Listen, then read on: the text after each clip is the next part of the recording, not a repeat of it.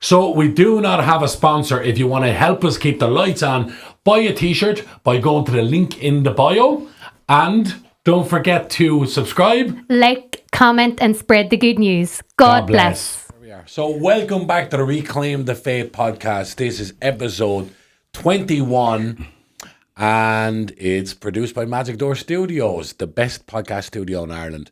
We love doing the podcast here. They provide every service imaginable and they're the best people. Aren't they, Daniel? They are indeed. And today we have actually a very special guest. Another West Belfast man. West Belfast. I was waiting on you doing that one. Martin Rogan. Now, Hello. Martin, I don't think I've told you, right? But I have been the biggest fan of you forever. From day one, I watched every single fight. They say you inspired me is unbelievable. Your story is unbelievable, which we'll get into. Me and my family, all my uncles and cousins would all gather and watch your fights. Well, You inspired her so much. And I remember the prize fighter, which I'm sure we'll get to. But that was one of the best moments in Irish boxing history. And talk about the underdog. I always saw you as the Irish Rocky. That's what you are, the Irish Rocky. You know? So anyway, you're very welcome to the Reclaim the Faith podcast. Thank you very much. We're delighted to have you, man. Thank you very much. They're very kind words. Did you like me even when I lost? Oh, absolutely, of course, you have to, because you always tried. Absolutely. Well, this is what it all. What's the point in getting into boxing if you? No purpose is the fight. You But I know. also think, you know, that the quintessential Irish fighting spirit. I think you had that and you embodied that. You know. Yeah. You know, when the chips were down, you know, you gave it your all and you took it and you walked through it and you gave it and you know, Just kept playing on. Absolutely. A reminder, Steve Collins-esque in a way as well, a heavyweight version, you know, in that kind of, that sort of mentality, I think you had that. Your heart, you wore your heart. In Absolutely, yeah. Fight to the end. And I think that's, we as Irish people love those kind of fighters that are all heart. Like, I love that saying in Rocky, you're all heart, Rock. You're you all. know? Yeah. And you're all heart, Rogan. That's what John Bream was saying. You're all hard. You want to get in and feel these John ones. Bream, what a great trainer. Fantastic. Wow, world-class trainer. That doesn't get enough praise. No, he doesn't know. For what John's an absolute what he done wonderful in Irish man. boxing. And he's done a lot. Him and Eamon, like we were all trained in the same stable together. Yeah. Jim Rock, we were all the same stable together. McCluskey, and Eamon McGee's. Whenever my career was moving on, Eamon and John were the ones with me through it. But the whole stable was just brilliant. From going from like never boxing to jumping in and taking it to heights that nobody thought I would ever get to. Madness. And obviously you're neighbours with Danielle, or you were neighbours. Or Yeah. Yeah, well, I let her move in. No. He moved up in the word, did you, Martin? We lived up Upper Clonard. He says upper Clonard. Them hobnobs up there. That's so funny, you know. In Darndale, in my area in Darndale, which would be considered, you know, an area that would have its problems, you know, or have reputations. There's people. It's named after different flowers. One is primrose, one is snowdrop, one is buttercup. And you know, some people in Buttercup would say, and I see them, and we're posh up here in this part. And I'm like, come on, no one is posh in this area. You know, Forget about that's that. gas, you know. No. But maybe, Martin, we just maybe get into your story a bit and just growing Far up. away, John. What would you like to know? Just your life growing up. Kind of go back to the start a bit, you know, I just heard Growing you say, up? yeah. Well, it wasn't easy. You know, there's a lot of things, you know, you can dive into so many things, get back into when you're a young kid and, you know, through the troubles and stuff. But, like, it was only, like, later years, like maybe in the early teens, that I found out that I wasn't born into Clonard. It just shows you what had happened through it, you know, growing up as a child. We lived in Ernvale Avenue off Finnegan Road South, which is a predominantly Protestant area. And we ended up, our house was attacked up there. Now, I was only a small baby, so I wouldn't remember it. But it's when people talk about things afterwards. So we'd moved from there down into the Colin area, at the Colmore Street. Then we went to Fourth River Gardens, up the Springfield Road facing Woodville. And we got our windows put in there. A bomb went off across the street, blew all that. That's when I was a young child, like.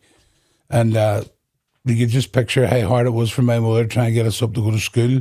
You know, 6 boys in the house.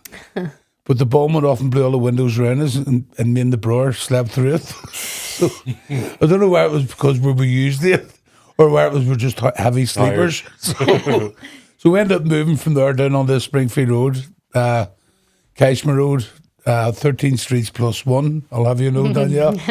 And 13 streets, not 33 streets. I'm not getting all these Right, colloquial 13 terms. streets plus one is in that small part of Clonard, right? Go down in the lower Clonard where Danielle's from, the lower class sort of place. Wow. Sorry about that, Danielle. But you would have had 13 streets plus one. The 13 streets was Bonner Street, Lucknow Street, Campore Street, Dunmore Street, Ormore Street, and it goes on. Plus one was the Cashmere Road. It was a road rather than a street. But it only run like a couple of 100 yards, probably the smallest street, the smallest road in Ireland. Yeah. You could throw a hurling ball and land at the other end of it. So that was the 13 streets plus one. So, pardon me, growing up in that area was just all playing hurling and Gaelic for O'Donovan Ross, and just growing up as a kid, you know, everything was sort of a normal and getting into the scraps in the streets and everything else. But it wasn't easy because growing up, you know, you were frightened of the soldiers and you were frightened of the police.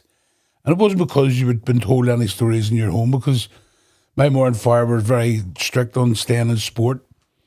And, but there's times you got hassled even as a child, like you would have got a smack in the back of the head by a policeman or whatever, or chased by the British Army. So even throughout all the troubles, you know, going right through all the hassles and all the things and throwing stones and all the things that kids do, because you're growing up in its normal society, that's what you do. It's only until when it's all done and dusted and the ceasefire and everything else that everything all starts coming back on you. All the things that you've seen, like at the age of 10, I witnessed a man being shot dead in Level Street, and I was only 10 years of age, and I had to go to Springfield Road Police Station to go through IDs of people who it could have been.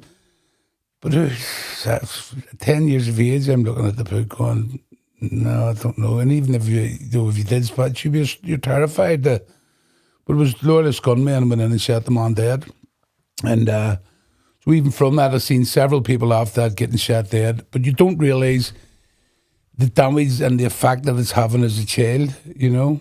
And when I reached the age of, like, I think I was 13, my mother and father broke up, and my father left. And then it was 2 years later, a year later, within a year, his mother died. My father's mother died. So he had been out of the house, all the boys in one house, all the troubles going on all around the area. You didn't know where you were coming or going. When your father leaves at that age, like, I think it was maybe 12, maybe something like that, and around that age, you think your world has crumbled down around you, your father's left you, you're looking and you're going, flip me, what's going on? So it's not easy because you've never experienced in your life of being in part of a broken home. And at that stage, like, it's only all right when you get older, you're used to it because you hear of it. But when you're in the middle of it, a mother and father and a family home, and you think, when he's got, everything's just going to fall apart. So my life sort of way took a real bad turn. You don't realise it at the time, but there was nobody at that stage in my life growing up, there was nobody there that you could turn to or go to. You went to if you went to your uncle just slap the head and say, catch yourself on a quick boot or maybe a slap of hurl. But no, just going through life, the troubles and everything else that was going on in the streets with IRA in the streets, the soldiers in the streets, the pillars in the streets, and just everything was all over the show. And in between that, you're getting told to go and play hurling. So you're going, what's going on here? You're trying to play sport, you're getting dragged in and you're getting asked to do things from different people in your area and everything else. And sometimes you're scared to say no, and sometimes you're going, whoa, I'll do a quick boulder. So the whole way through life just was quite difficult. And then I found myself, after relationship breakdowns, I ended up on my own. I ended up on the streets, I ended up homeless. And What age are you there, Mark? 25. My father had died in 1995. He was 56 when he died. So it was a bit tough on it there. So to contemplate, I didn't have the greatest relationship with my father. But don't think he was a bad person or anything. He never drank or anything like that. I'd done the drinking for him after that, just to make things right. So You don't know what you were missing. That's where way around and go, nah, no, no way you give it up, or way you didn't touch it.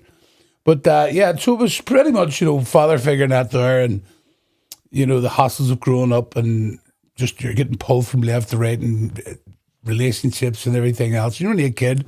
It's a lot to take on. Nowadays, where there's so much community awareness, group awareness, and there's so many things that people can do to help out within their community, drugs related things, alcohol's anonymous and everything else. There's so much out there for help now, and people don't take it. But back then, there was no help at all. It was, you're nuts. You're just mad. Something wrong with his head. And that kind of thing, when I reflect back on that, was I mad? Was I nuts? Was I out of control? Or was I simply crying out for help? Or what was going on in my life? Because the whole family was breaking apart in different ways. And you come from big families, so people tend to say blame somebody else for somebody else's failures. But as a child at 12 years of age, you can't be blamed as a child. Do you know what I mean? You can't be blamed at 14. You can't be blamed at 15. You have a daughter at 15. I could never imagine blaming a child at 15 on adult stuff. So I went the whole way through that. My father died in 1985. I was 24. I was 24 years of age, so I didn't have a great relationship with him. So all that there was apart. So when he died, I felt really guilty, and his house was put up for sale. Moved from there to a rented home. Then that fell apart. Everything went pear-shaped. They ended up in the Holy Lands, but it wasn't a student. It was in Holy Lands. Party! So I ended up over with a good friend of mine, Johnny. He let me stay there. And it was getting to the stage where it was just terrible. It was just every weekend from like Thursday to Sunday, he was coming over with all his mates, and they're all partying and taking drugs and everything else. And when you're so flipping down in your own life that you've sort of given up, basically, because you feel you're of no use to anyone, because your family has broken up, where you've found so much security in. You felt that you were the black sheep of the family. I'm sure many people do. You felt that personally was a vendetta against you. So you had all these mixed emotions going on in your life, and you're trying to work your way through it, and you're sort of there's that bad thing that's not even we all have voices in our heads. We'll have two of each. Everyone has two Martins, one to tell me yes, one to tell me no. But in between that, you have, which I believe is the good voice is Jesus. That's what I believe. And the bad one is the devil trying to push you to do more and do bad work. So I was just going down the road thinking that everything was magic and partying and just drinking and everything else, and couldn't care less about the world. And then we're getting to the magical part. So this went on for a lot of years, when at 26, 27, blah, blah, blah. And then I got a wee place in Eriswalk, and I've got a very good friend of mine. She's passed away, named Margaret. I cried out for help there. I says, Margaret, I have nowhere to go. I've been living from house to house, sleeping on settees and everything else. So that was the part where I asked her, would you help me out and get me somewhere, because it was at my wit's end, and I had two children there that needed to be with me, but they couldn't come and be with me. So it was quite hard for me to be a father with no home to take him to or anything else. Yeah. And, from being in it's a very funny story. Mm-hmm. From being in the Holy Lands in Fitzroy Avenue, staying there, and the parties going on every weekend, you end up indulging in the parties, and you're in partying away. But I got this strange, it was some guy put a street cone through the window, where one of the nights I've just had enough of this, I can't party, and I just closed the door. I'm not doing any more of it. Had enough of this. And I lay down on the bed, and a traffic cone comes through the window. What? Now, from growing up in the Troubles, this comes through the window. I went, what's going on? I completely PTSD. forgot about Fitzroy Avenue, forgot it was a party. I just went, we're under attack. So on the Sunday morning, they would normally pull this sofa. This is a tea. It's a sofa and it's a tea. Sofa. So they would have brought the sofa. I think you just invented that. That's a new one. And anybody looking at me, Can we get a sofa? if you're looking for a sofa, I'm selling them. You get 3 and a 2. You get a corner suite. Oh my God. So they used to sorry about that. They used to bring the sofa out on the front of the street on a Sunday morning and sit with them. And sit with their butts and say there, what's the traffic? Everything's falling apart now, isn't it? Bring Martin in the record shop. And don't ever say that again. I sit down in the sofa. So everybody was quite in the morning. I went, I'm not sitting out there in the middle of the street this time of morning. It was all sitting on a three-seater sofa. You sitting in the sofa with a flag In the middle of the street. Welcome, Martin. Here's me. I'm not doing this again. And I'd already said to Johnny, I'm going to start boxing. He went, boxing? It's only at the party. Because I wasn't partying last night. So because I didn't do one night, that was me. Mike Tyson. There's me and Goldfish. Yeah. So I goes up to St Agnes's and spotted a guy called Tony Curry, who was only after winning the Ulster title, and I held my own against him. I'd never boxed. So all them years had passed.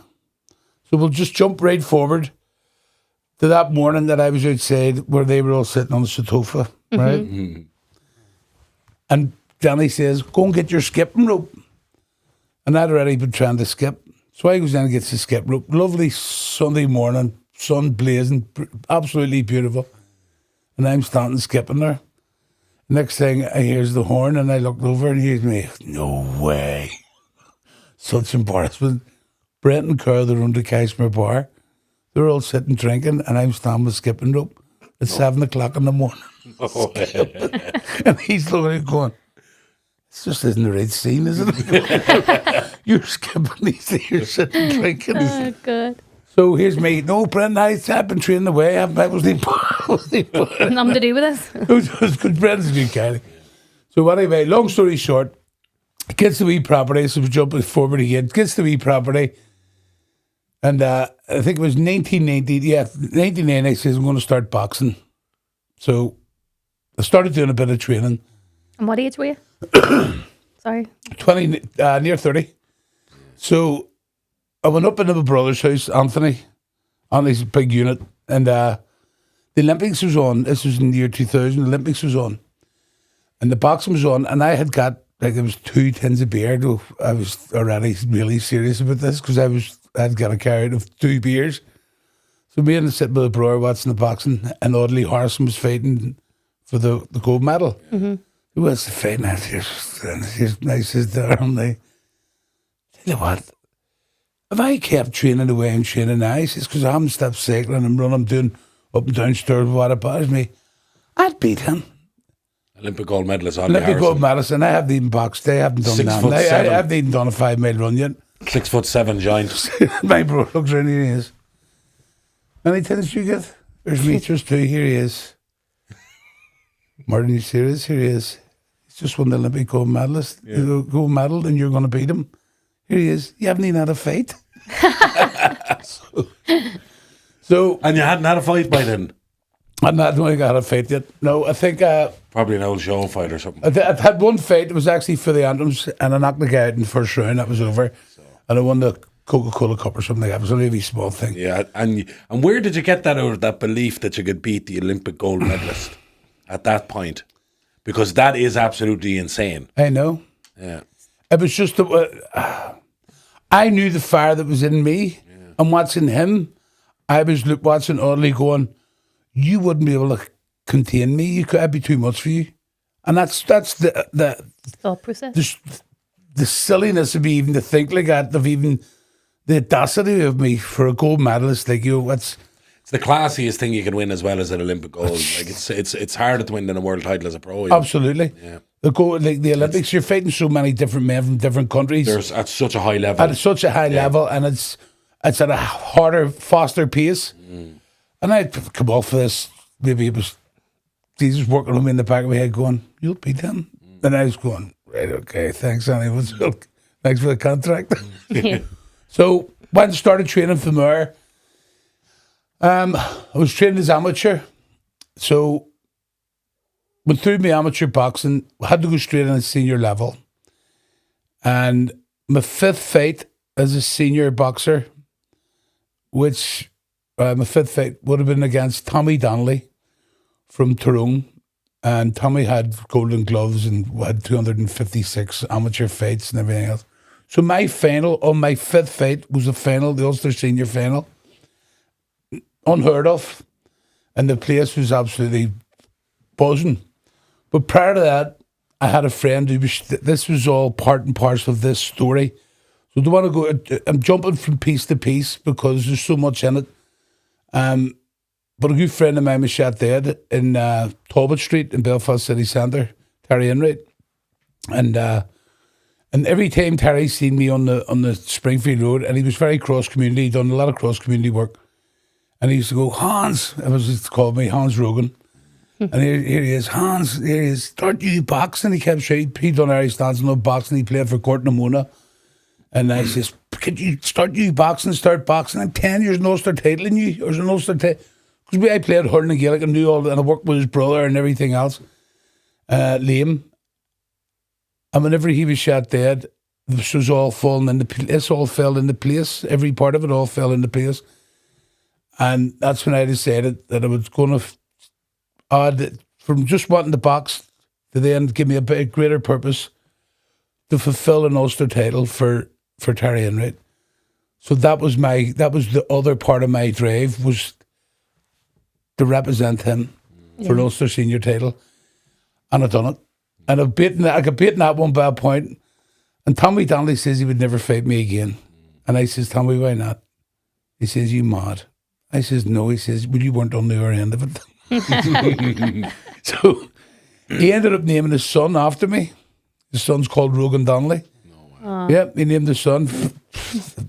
God help you, Tommy, for doing that. No, but I hope he grows up to be. He has a smashing child too. But so many things happened out of it. I won the Ulster Seniors. I won the Ulster Intermediate. I won the Ulster Seniors twice. I won the Irish Intermediates. Fought in the Irish Senior Finals twice and won them. And then I captained Ireland 6 times. Went to Olympic qualifiers in 2004 and was beat by Morris Wack, who fought Klitschko and fought all that. Big Wack. Yeah, I fought him to get through. So that was another story. You'd probably read about it in the book. Where's one coming? So so all that there.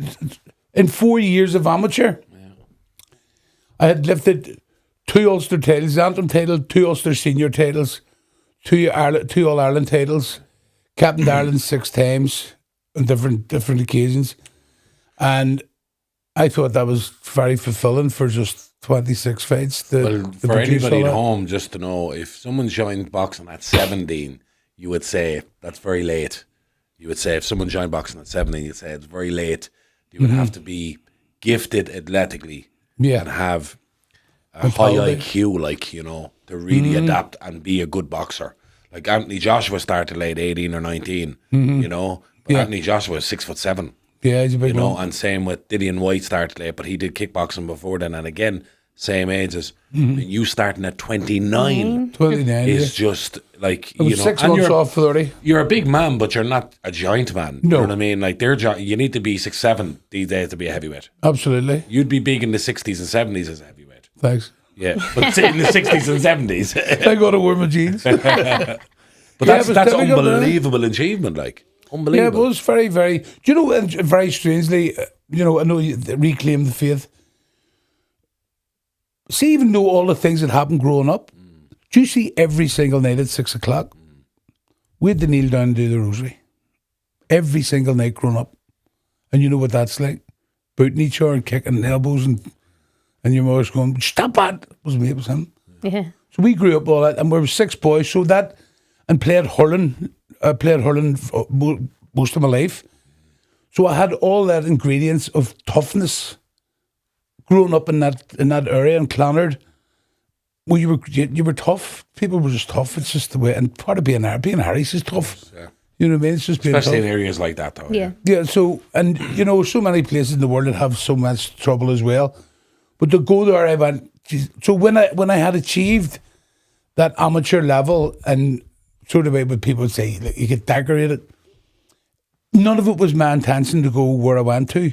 Even amateur was not. My only intention was to win an Ulster title for myself and for Terry. That was my thing. But then I got greedy, and I went. My brother played in the All Ireland hurling semi-final. Antrim got the All Ireland semi-final.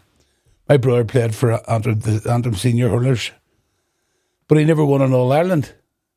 And as growing up as a hurling in a hurling family with a hurling community and all your uncles and all GAA. And I went, gee, on a minute here, maybe I could go for an All Ireland. I'll be the first one in the house to lift an All Ireland. I'll get one over in our church, the one of his brother. So that was full steam ahead then. So it went from Ulsters, done what I had to do. Liam, Terry Enright, his mother and father were down at the Ulster Hall for the fights because they knew about the story and everything else. I used to go to his grave to say a wee prayer and light candles for him. I still pray for Terry as well. So it went from that to the All Irelands, and I won the All Irelands, got robbed the one, won the next one, and I went, I could take this another step further. I could turn pro. I'm going to turn pro. So it went from getting slagged off in the Clonard area and everywhere else, going, are you nuts, Martin?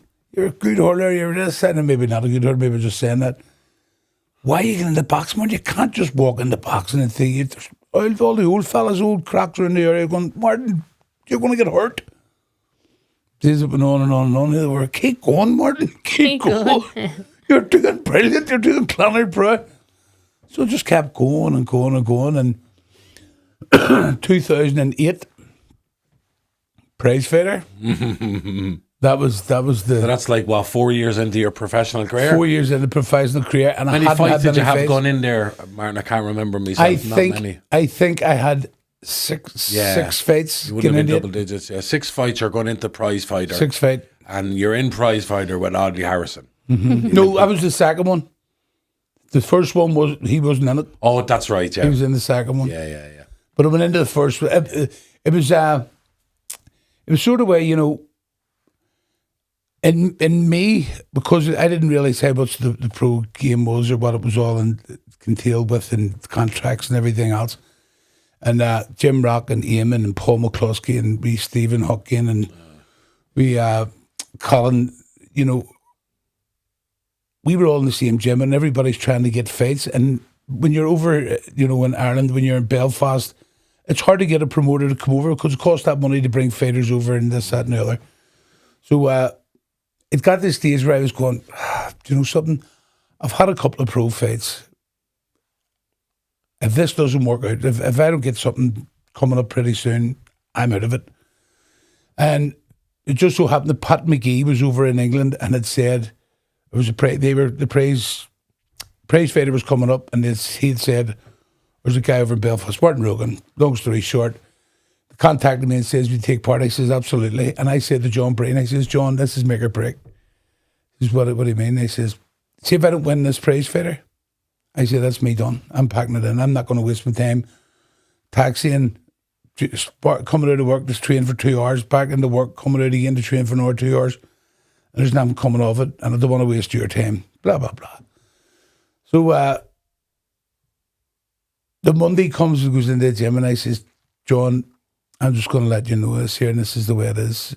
And Ian McGee was where he's, what's crack away? He's me. I'm winning this. Here's John. You don't even know who's in it. There's me, no Curry's in it. For me, I'm winning this. There's me. I'm gonna beat every single one of them they put in front of me. I'm gonna beat them. So away through it, training, non-stop, running the Divis Tower up and down the back stairs of the Divis Tower, running the roads, into the pools, swimming, everything I done. And I had little experience in the pro game. I had little experience in the amateur game, but I knew I had a great will, and I knew I had great strength and a great mentality to do it. And we left and goes over to the prize fighter.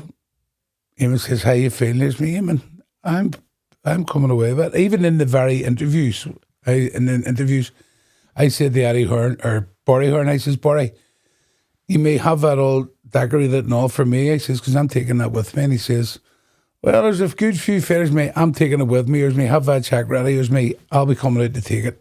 There's me, I'm telling you now." And he says, "Well, you're very confident." Here's me, I'm confident of 2 chains of clothes in there from my fights." And he says, "What do you mean?" Here's me, semi-final, quarter-final, semi-final, and final. There's me, I've picked my song and all. And here he is. Jeez. So I was right. It goes on. The night happens. It all kicks off. And John Breen says, "Hey, 3 fights in one night as well, like for people who don't know at home. Three fights in one night. 3 fights, one after another." I says, "John, let's go out and just take us home." Where's me? It's not even that to me. Never mind the money. Where's me? I've never had any money. Or me, take the title. Or me, we're the first people ever for the first competition. Here he is, right, let's go. Out we went and just done the business. Never won. We got the good fighter at the end too, was Tommy, or Dolan. Was the final fight, and it was like a Rocky thing. The two of us were absolutely done. I was cut the whole way up there, and then it was like, you bouncing off ropes and all. somebody stop me. But that was just fantastic. And when it was all done and they called out the winner, I grabbed John. "There's me, I told you. There's me, I told you." Here he is, you did. I told you to win it. And then, you know what comes after that, don't you? Yeah. Then Hearn bounces in and goes, "Would you like a fight with," or Frank Warren bounces in, "Would you like a fight with Audley Harrison?" Here's me. Didn't even ask.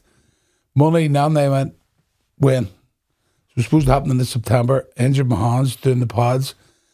And it was put back to December. And this is another thing. On my wife, I wrote, "To Fiona, Commonwealth Heavyweight Champion 2008. And I wrote that in 2004. And I give it to her, and she still has it in her wee memory box.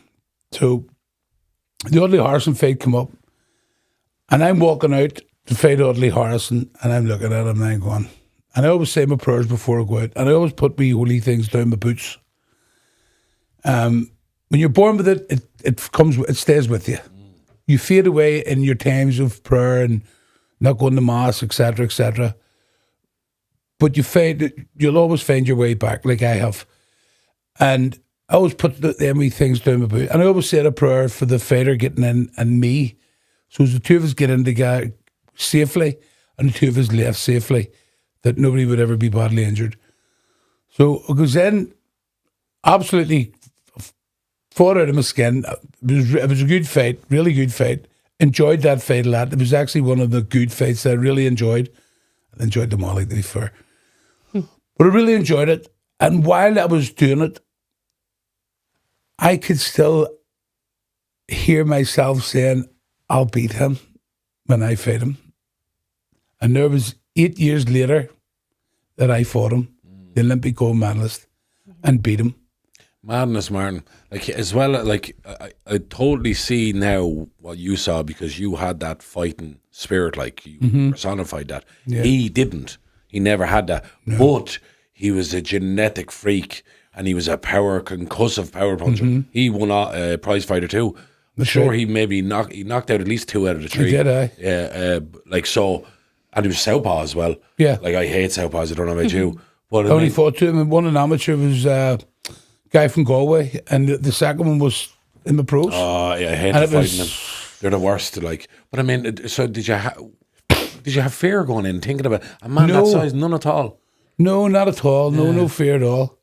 I think, I don't think it's fear. Yeah, I think it's the unknown, isn't it? Isn't it the unknown? Like, you're not. If you were worried about getting punched in the face, then you wouldn't be there. Yeah. So it's not to worry about a punch in the face.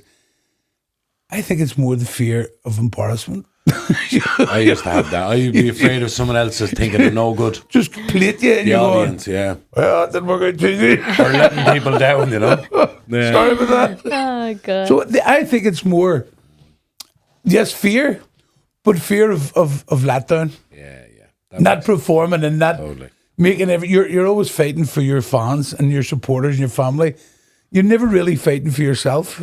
You're always fighting for everybody else to do them as proud and to do yourself What proud. time were you? What age were you there, Martin, in that fight? Against Audley. Audley, what age was it? Don't know. 38, is that what you were saying? 38 was it? 38. something like that. So it's 38, right? And then you see it, yeah, that is 38 years of age. And- Coming near 39. along the way. So what was your spiritual life like along the way? Your life of obviously drifting in and out, but Drifting in doing and your out. career, like what did it look like? My religion, I had stopped going to mass.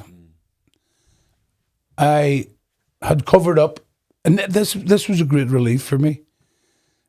I think, now in the place where I am, and I'm no different from anybody else, so for all the listeners, don't think that I'm way out of the scales or above what yous are in, because I'm not fully out of anything, and I'm still there, but I'm still getting better and getting closer to where I am, where I need to be. But even back then, I wasn't going to mass all the time, but I would have drifted into mass. I always loved going into Clonard, and I always said my prayers. But that's completely different. I heard a comment from a guy he made about 6-8 weeks ago. I don't even think he realised what he said. And this guy would be pretty religious, very religious. And he says to a guy, he asked the people, he says, Danny, you believe in God? The guy says, yeah, I believe in God, but I don't go to mass. And he says, you don't have to go to mass to believe in God to be. And I looked and I'm not going to steal his thunder here. But the whole purpose of mass is to re-celebrate every single time you go of the Last Supper, the whole service. And whenever that's happening, that's occurring, our Lord is lifted with his spirits because you're celebrating every single time you go. And I thought it was a wee bit thing. But I don't know how somebody can make that comment as well whenever it is a commandment, Exactly. to keep holy the Sabbath. Exactly. So it's a commandment to go. And I think a lot of people think, going to mass to listen to this here. You're not going to mass to listen to anything. No. You're going to mass to be part of Jesus. Worship. Because see them books, like the oldest book in the world is the Bible. Mm-hmm. And the things that read in it, like if you really want to go down the road of pan, like if you love watching movies, like watching films, stuff you've been in, John, and stuff you've been in, that's fine. It's not realistic. There will be realistic things done about in different films, but you'll believe them. But people will believe all these things that happened all these years ago and dinosaurs and all this here. But too many people are being ignorant to Jesus and going, what the heck? There's no Jesus. Well, because he hasn't personally come down and done something for you. But he don't personally come down and do anything for you at all. Because I believe by the grace of God, through the troubled life that I was in, and sort of still trying to grab on to Jesus and grab on to the Holy Family, that it was keeping me within that bracket of completely losing it all the guard. And I do believe that very much so now.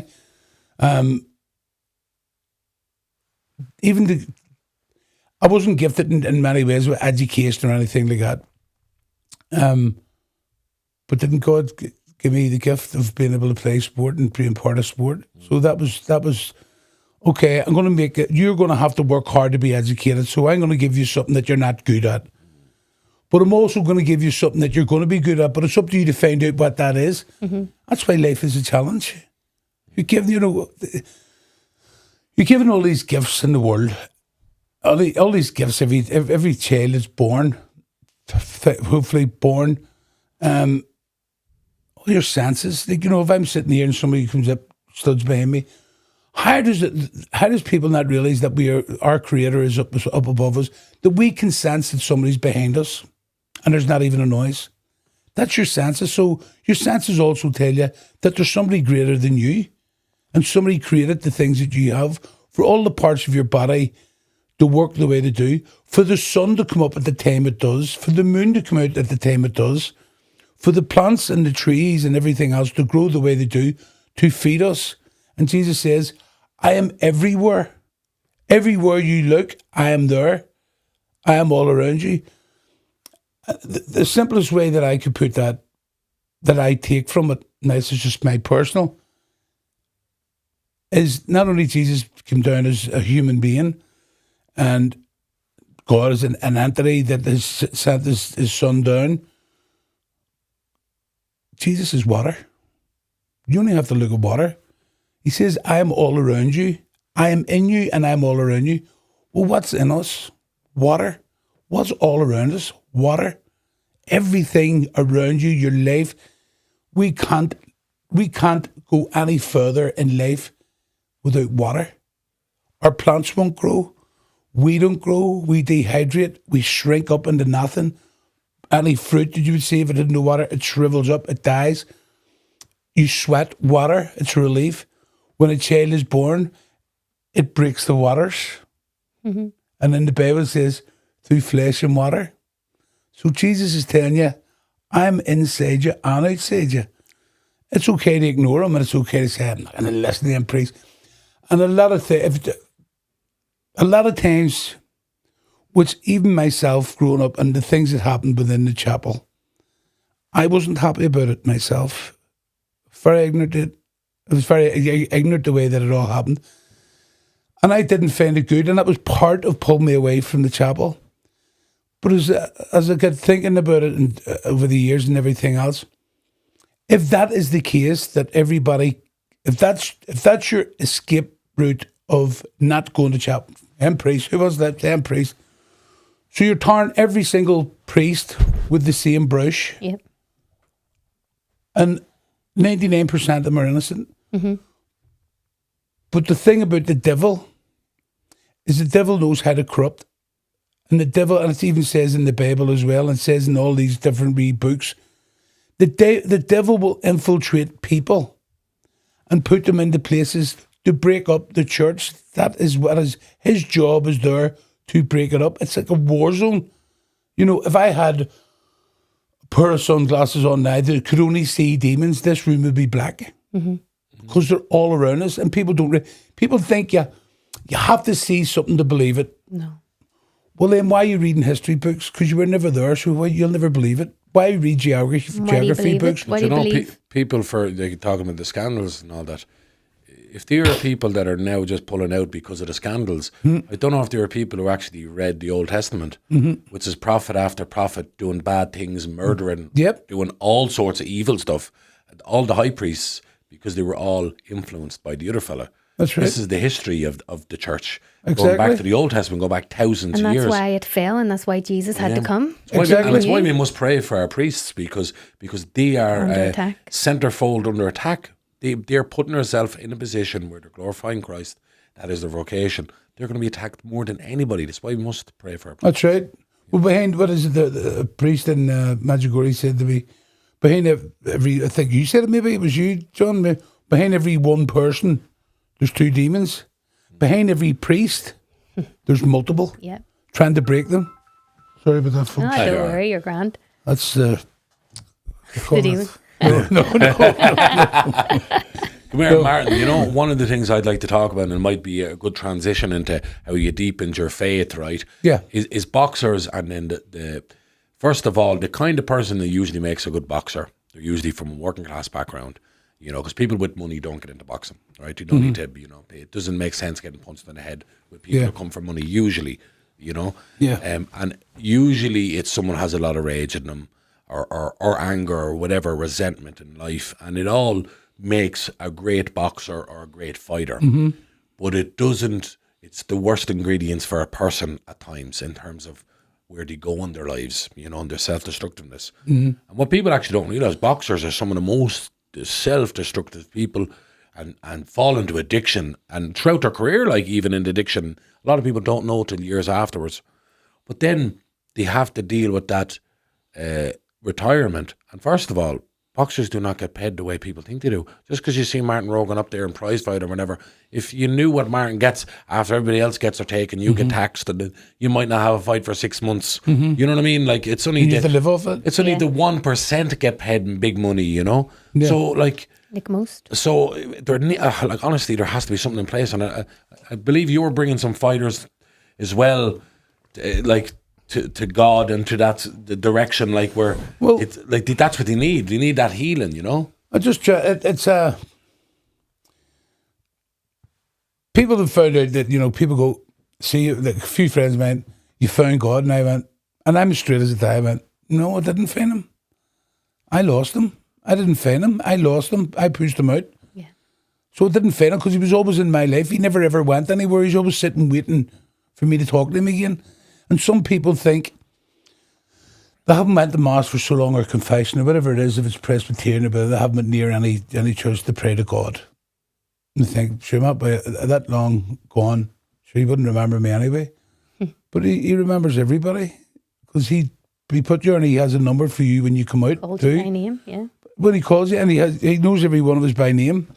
Who could ever know that amount of people's names? But he knows everyone, and he made everybody in the image. But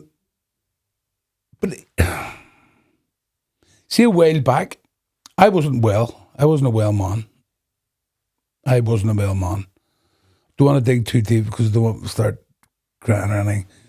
But I wasn't a well man. Mentally, you weren't well, man. Mentally, wasn't a well man at all. The other fella had a hold of you. For a very long time, and didn't realise that all the things that was going wrong, that I thought were good, were actually just more encouragement from the devil. Yeah. And I didn't realise that. And so many things had happened in the house that we lived in.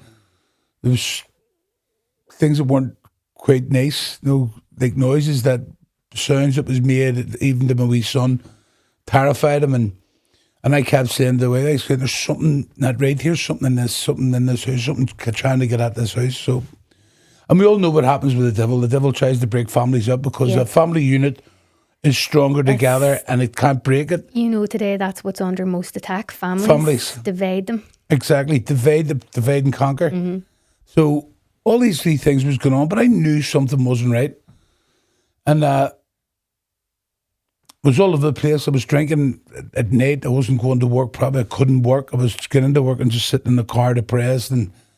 But nobody outside that sees that. Everybody sees that smile and he's not to worry about. He's this, he's that. I have nothing. All I have is my wife and my kids. I have nothing. I have no properties, no money. But that's nobody's business.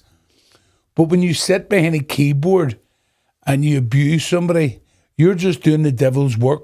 In the smallest part that you think that you're not doing any harm, you're doing the devil's work on somebody that's trying to get away from the devil. Because when I'm trying to get away from it, you're bringing it back on me, and I don't need it. So see, even whenever this was all going on, I had to take myself off it.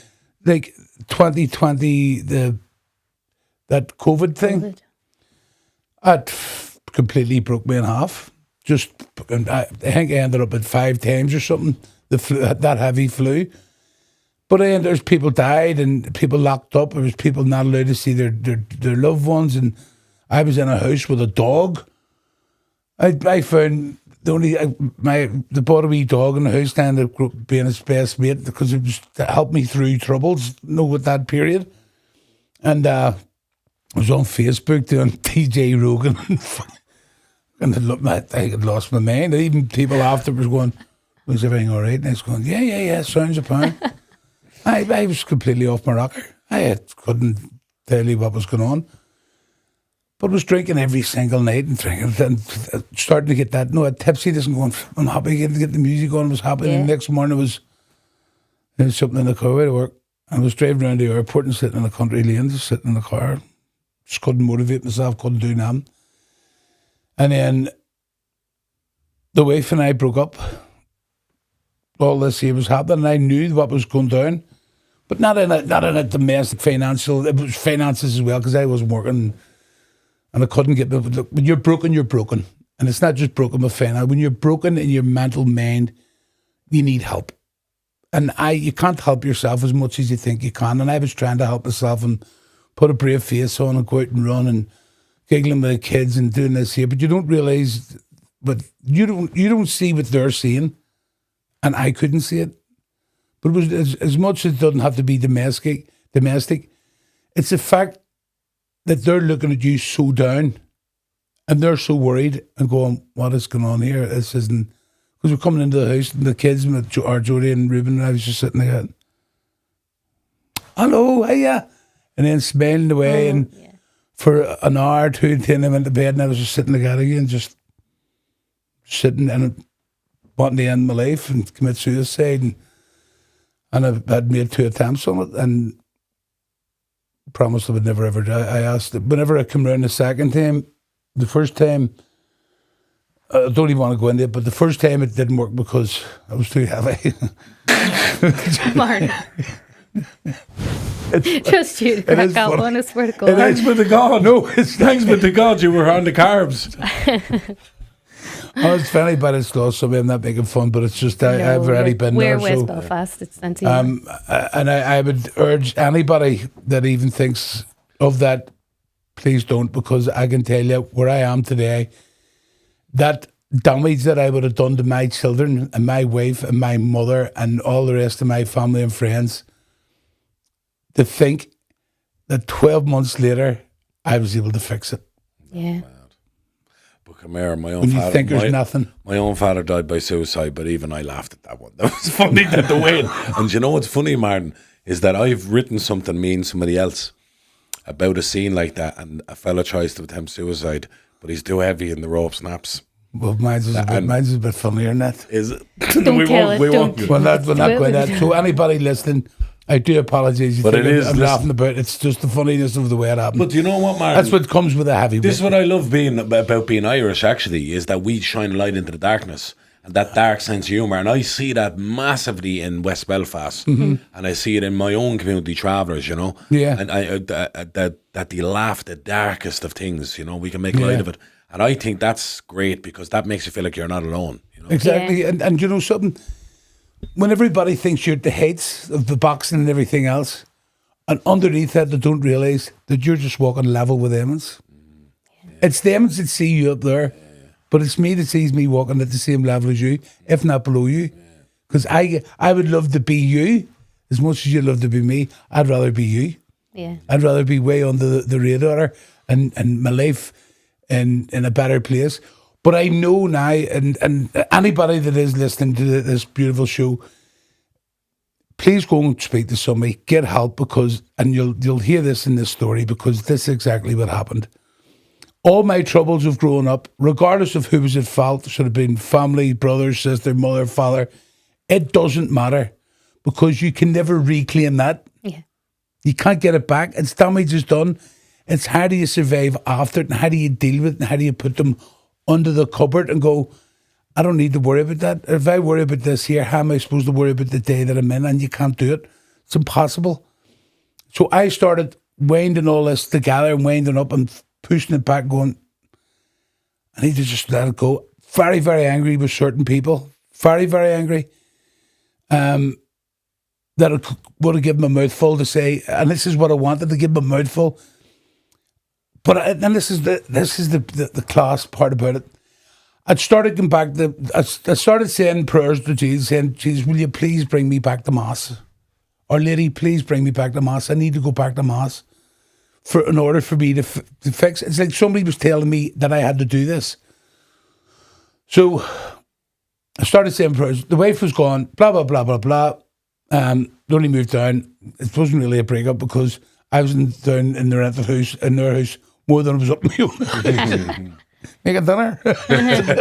We down there. Chocolate. So always keep yourself in there. We break does a world of good. So we've done all that, the whole carry on down. Every kids were absolutely fantastic. The house wasn't so good. There was a cold atmosphere in the house. It wasn't good. But I remember getting the salts from Medjugorje before I even went. Got salts, and I put the salts all over the house. Yeah. Blast the house, right? Blast the house. That's probably why I didn't only have wee battles that stage. Whenever I was growing up, my mother used to see we done something wrong. My mother, when the 2-litre cartons of milk came out, my mother used to go up to Clonard Monastery and fill it with holy water. She seen you done something, she chased you out into the hall. It was a full 2 litres only. You had to get armbands to get out of the hall. She drowned you in holy water. So it blasted the whole house. As I said at the start, there was a couple of strange noises, blah, blah, blah. They weren't too good. The wife heard them and kids heard them and stuff. But on this particular night, I sat down the wee candle with Our Lady wrapped around it, wee nightlight, and I let the candle sit in front of me and let the candle do my rosary. And this was all me reclaiming my faith back. Because, people go, what else you do? People think, people who find God are biting altar rails and they're No. You don't lose your crack. You don't lose your personality. You don't lose lamb. But there's one thing that you'll gain. Yep. Whenever when you're going to mass and you're going to confession, and you will automatically feel good about yourself. And when you're praying and praying and praying, and you're reading, you don't have to read a full Bible if it's not you. Read parts of it, because things in it will touch you. And see the things that if you're sharp with the old hand, giving it that, the more you go back to mass and the more you start praying, when you go to do that, there'll be something telling you, you really need it. Yeah. You really needed it. You'll end up, if somebody was one that goes into the shop and just steals a Mars bar, the more you read, the more you pray, and the more you want to be a good person within yourself, to walk. You'll never walk like Jesus, you never walk in his ways, but to try and imitate his ways to be better. You find yourself, as you walk in the shop, you go, no, I'm not touching that, because you'll know it's wrong. That's the difference. It's like people going, I don't believe in God and don't believe. Do you believe there's evil in the world? If somebody does an evil act, if somebody murders somebody, serial killers, and everything, that's evil. That's evil. There's no two ways about it. That's evil. Well, if you stick a D in front of that, it becomes the devil. So that's the devil's work. If you have good and bad, which we have, somebody go, what's a bad beheader? He's a bad. That's good out soul there. So everybody knows there's a soul. Everybody knows the person. Everybody knows that there's three in one. We all have it. But the magical thing is, you've got good and you've got evil, right? So if you take the letter O out of the good, you have God. And you put the D in front of evil, you've got God versus the devil. Yeah. And that's what way it always is. And people can deny your faith. They can deny all they want. You just go to nothing. Well, what is nothing? What is nothing? So that's unscientific. Yeah. So if you die and you go back to nothing, who was your nothing? Yeah. What was your nothing? Yeah, exactly. Because you had to come from something to get here. We all came from something. We all came from something. But even science tells us that our energy never dies. Well, our energy never dies. Wow, that sounds like a soul to me. Mm-hmm. You know what I mean? Exactly. Science tells us our energy never, it's a law of the universe, our energy will never die. So when we die, our energy will continue. Yeah. That's a soul, obviously.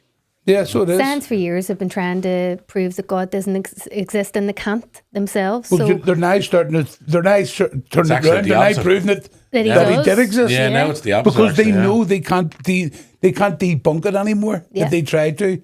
But you know and Christianity's under attack. Oh, big time. Oh, big time.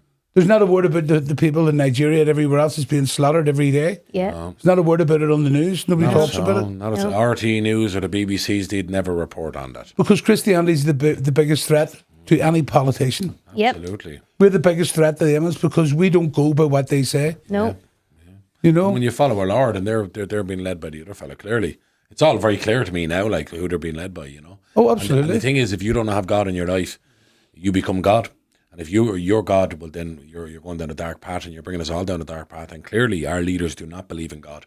They believe in themselves. Yep, they believe in money. And they're all a part of the same game. They're all everywhere. Every one of them, north, south, over in Britain, parties, over Europe, everywhere. They're all, I believe, my opinion, they're very satanic. Yeah, absolutely. And they're deliberately trying to push out our Christianity of our Ireland, which has been here, saints and scholars. And I think, without violence, right, I think people in general need to start going back to Mass and showing your strength in numbers by going back to Mass. And remember that your baptism, your christenings, they weren't just for a day out. No. They weren't for, look at this here. No, you need to start stripping it all back to go, that child is now... there's the Father there, Jesus Christ. Yeah. And remember what that Mass is for. It's more what you said there, like we are in a spiritual battle. That's what we are. Like, I mean, I see a lot of people online who are defending Christianity, people online, and they're defending Catholicism, whatever, but they're not practicing it themselves. I said that too. Like, so it's not, people need to understand this is not just a code of ethics that you live your life by. This is real. Jesus was real. Jesus was God. He died for our sins. Fact. And the only way it'll actually survive, and we will actually have a Christian civilization, a Catholic civilization, is if we live it like we believe it, not just a cultural thing and we all show up to a do or this or that or the other. They're not just these events. You have to believe in them or it will fade away. Clearly, that's what's happened. Yeah, I totally agree, John. It's just as you said, it's exactly what I said last week. It's the very same words. You hear it all over the island. This is a Christian country. These people should not be allowed in. These people are doing this here, of another religion. You can't say this is a Christian country when you're not practicing it. Exactly.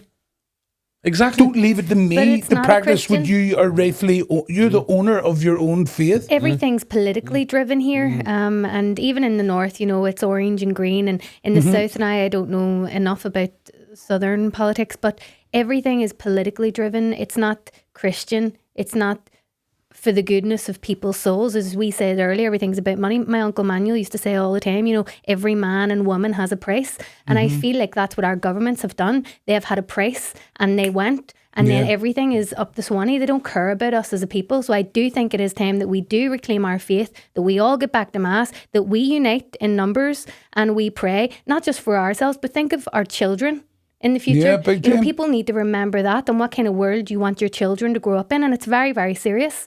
And it's all fallen flat. No, you're right. And do you know another thing to add? And I'm not brought, for all the people listening to this wonderful podcast, I'm not brought down here to speak about Jesus and tell people that who's right and who's wrong and everything else. Not there to do it. But I will say this. I've found myself, and there's nothing wrong with this, and don't think this is a sin, because it's not a sin. It's called being a bit smarter, and I'm not a smart person. But there's certain chapels I've went to for Mass, and I didn't enjoy the service. I did not. I enjoyed being with Jesus. Yeah. But it didn't particularly tickle me at all. Yeah. I just didn't.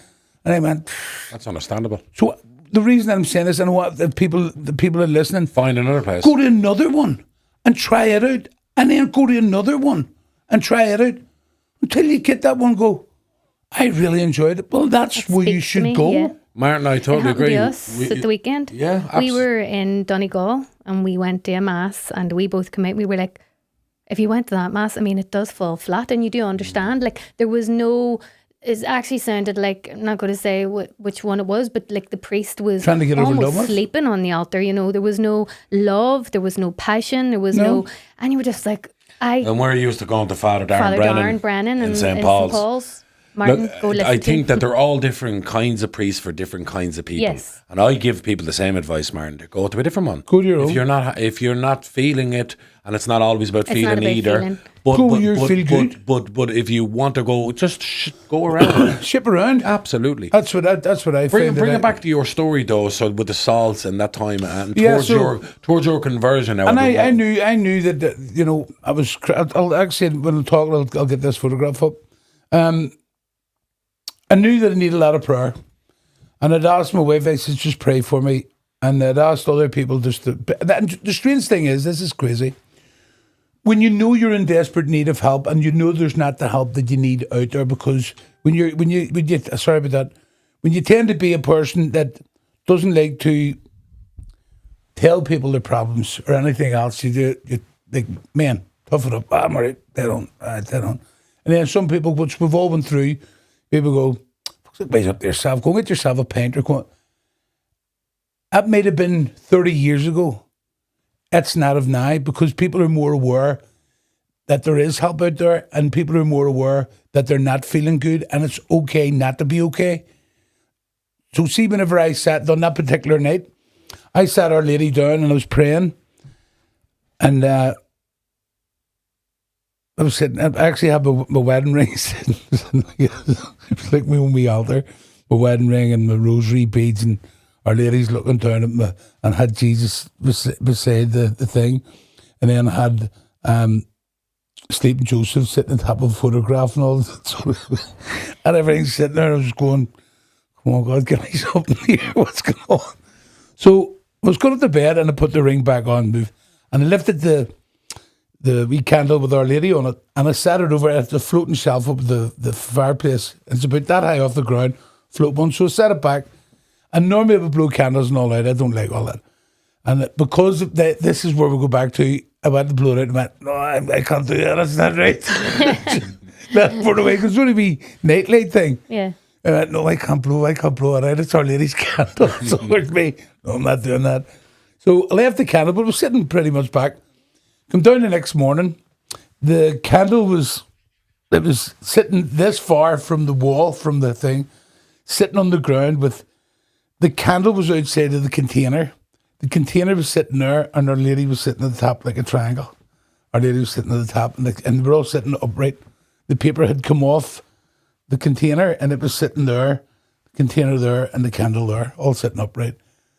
And I just stood looking, and the first thing you go, in me, the first thing, because the things are already happening now, you went, oh no, it's not messing Our Lady, jeepers me, it can't happen, no way, you can't do it. And then I looked and I went, is this your message? I was thinking, and me, it could be, is this the Trinity? So, made my way down to the wife, telling her about it.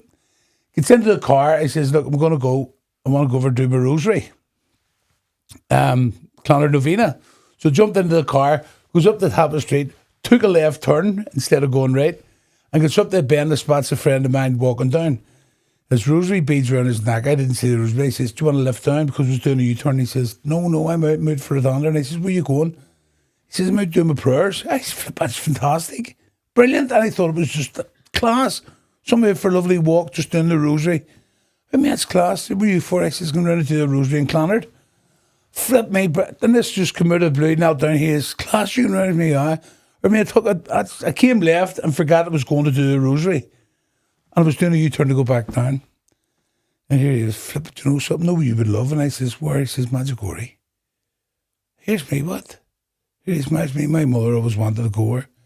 So he planned, here's me, Fred.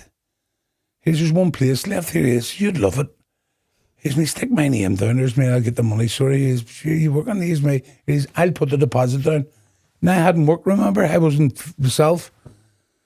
Here's me, flip me, Maggiore. Went around and said my prayers. Went back to the wife and I says, guess where I'm going? He says, where's me, Maggiore? He says, flip me, when we broke up on your way on holiday. Here's me, it's Maggiore. He says, where's Maggiore? She thought I was away. Way partying somewhere later.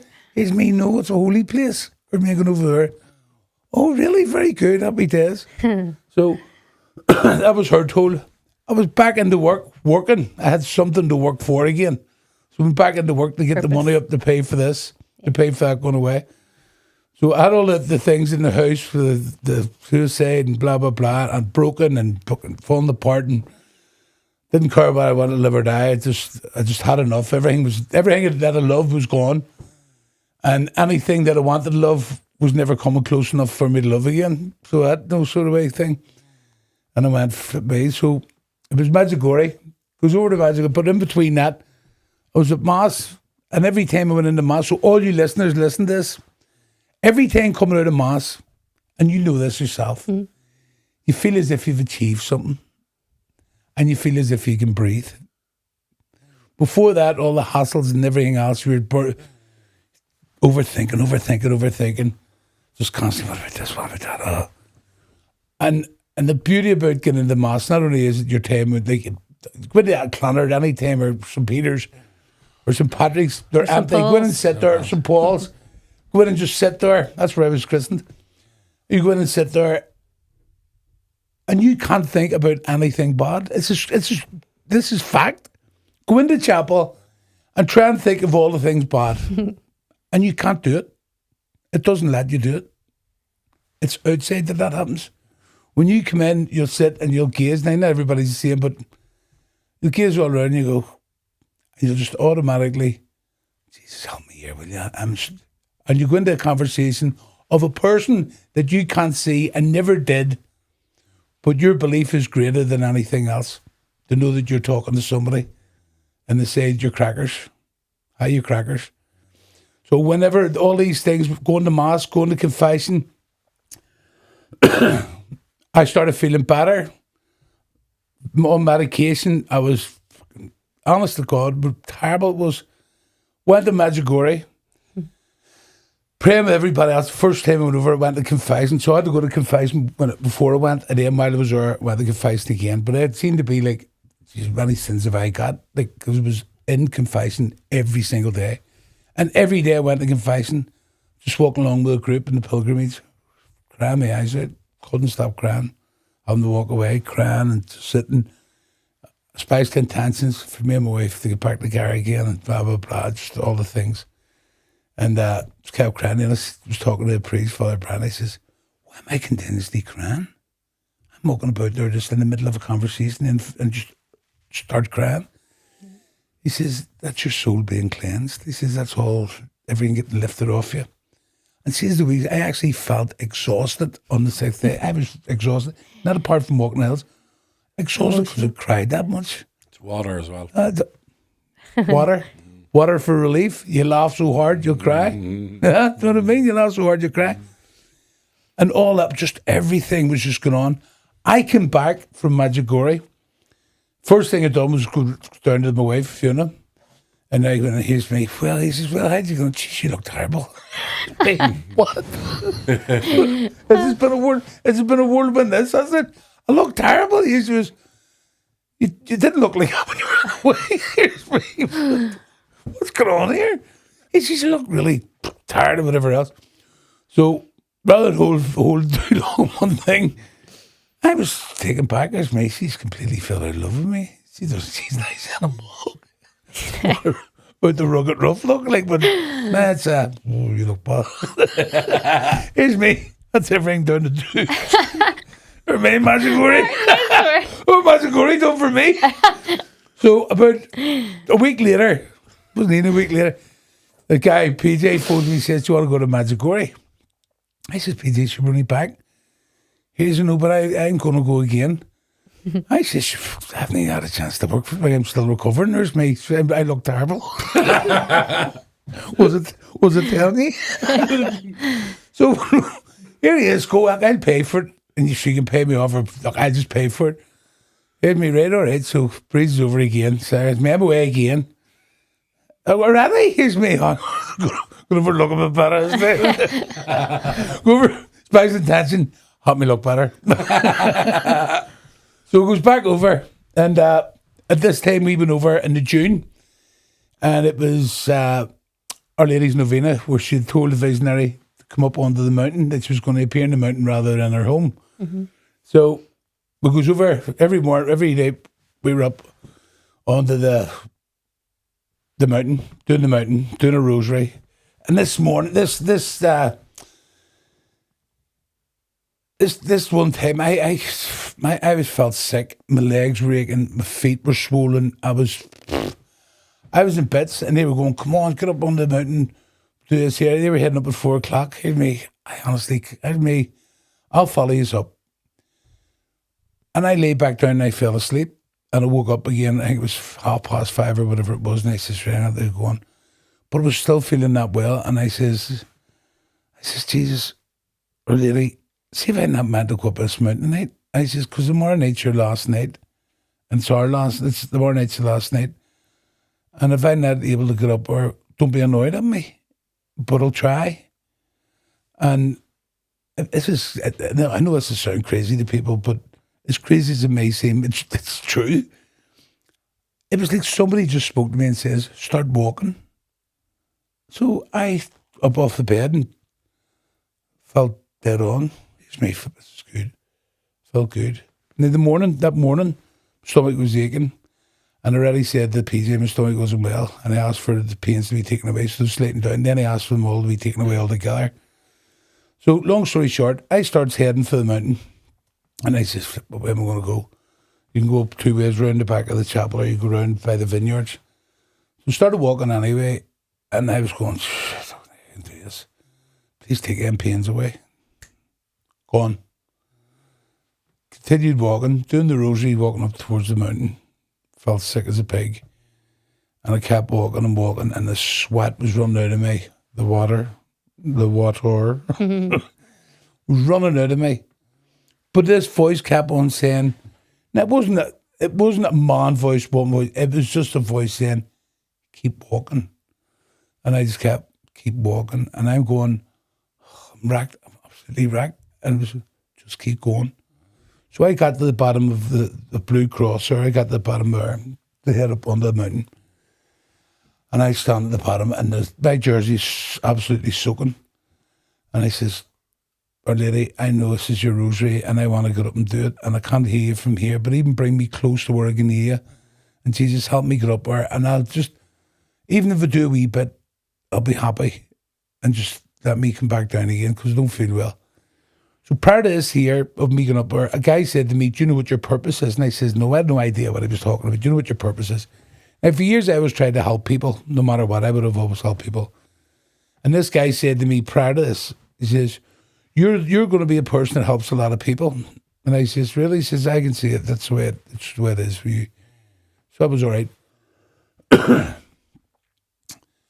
starts walking to the hill, and I went, right, get me up this hill. So starts climbing up the hill, over that way up this all rugged rocks, get the way up. And like every time I wanted to stop, and I have my rosary beads going, when can I hear? The sound of the people. Yeah. Like it must have been 8,000 people up on the top of the mountain. And I'm walking up and doing the rosary and doing my own rosary, and next thing I could hear, it's me, I'm going to sit down here, I'm knackered. Keep walking. Keep walking. So I kept going up the mountain. I have to stop. Keep walking. Keep walking. I kept walking. And I kept walking. I kept walking. Next thing, sit down. Now I looked, and it was a rock, like that cushion, right there beside me, like a seat. And there was a wee woman and a child sitting just beyond me. And I sat down on the seat, and everything was dead smooth. Me, I needed that door, thank you. As if I was having a full-blown conversation with this voice. Thank you, you know, I was going to get this seat here, this is class. And as I turned around, there was a wee woman ready to fall, and I grabbed her hand, and I pulled her up over the rock. For the next 45 minutes, I was pulling people up, just sitting there doing this. Now my legs had give way, I couldn't walk, but I was seated. Pains in my stomach were gone, I was seated. And I just sat like this, people walking up with things, and I was going, are you okay? Grab one, pulling them up. And I'm doing the rosaries, and I'm pulling them up, and I was me, flip me, just as like a comedy, here's me. Flip, you got me here, didn't you? My legs wouldn't carry me no more, so you give me a seat to sit and use my arms to pull people up the hill. We're all heading up. And I was sitting killing myself laughing. There's me. I actually didn't think you was funny. Is this Jesus? There's me, but you really are. He's good crack. We're always saying that Jesus has a sense of humour. We're always saying that. There's me. You have a serious sense of humour. I'll fix your leg, but use your arm. So it was all right. Next thing, you could hear Our Lady, the rosary in the background. Class. And it was like a voice. The voice again came through and says, your time's up. Make your way down the hill. And I'm sitting with my rosary beads, I guess, and I lifted my head and looked down the hill, and there was nobody there. Nobody there. Rosary still going on. Nobody at the hill. It's me. I got up, started walking down the hill. So say about, there's all the trees and hedges, about 20 foot down, just as I walked around the thing, there was a whole veil of people all coming, all the hundreds of people coming again.